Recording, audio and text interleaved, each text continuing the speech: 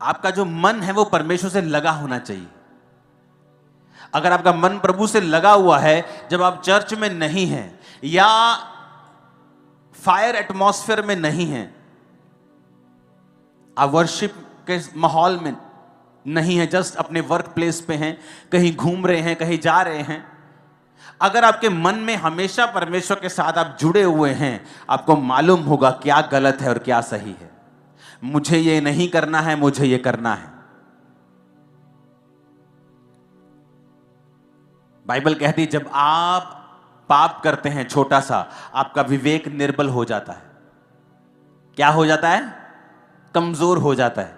आप छोटे छोटे पाप करते हैं ना, और ऐसे पाप करते हैं आपको मालूम होता है कि ये पाप है, धीरे धीरे वो पाप आपकी लाइफ में रेगुलर हो जाता है।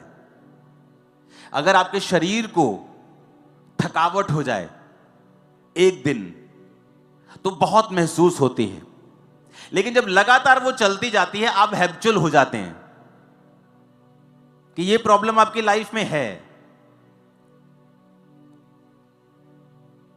जब एक व्यक्ति छोटे छोटे पाप करता है, आंखों का पाप, व्यभिचार, कुछ मोबाइल पे देख लिया, कुछ गलत काम कर लिया, उसका विवेक निर्बल हो जाता है।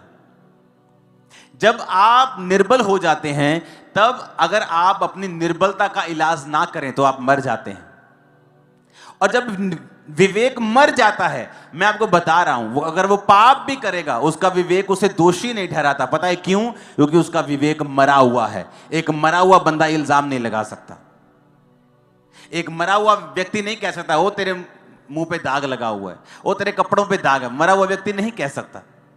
जब पाप कर करके विवेक को खत्म ही कर लिया, विवेक मार ही लिया, तो विवेक दोषी क्यों ठहराएगा फिर आपको? फिर विवेक आपको दोषी नहीं ठहराएगा, क्योंकि आपका विवेक तो मरा हुआ है। अगर मरा हुआ ना होता तो इतने बड़े बड़े आप काम ना करते। कितने मेरी बातों को समझ रहे हैं?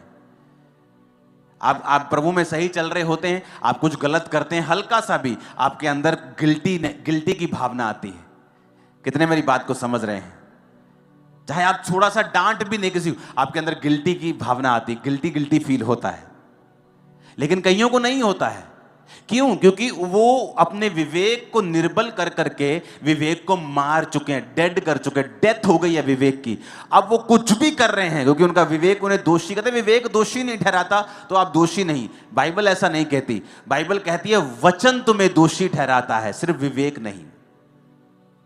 अगर वचन तुम्हें दोषी ठहराता है तो तुम दोषी हो। अगर तुम्हारा विवेक मर ही चुका है तो वो तुम्हें दोषी कैसे ठहराएगा? क्योंकि तुमने उसे खत्म कर दिया है।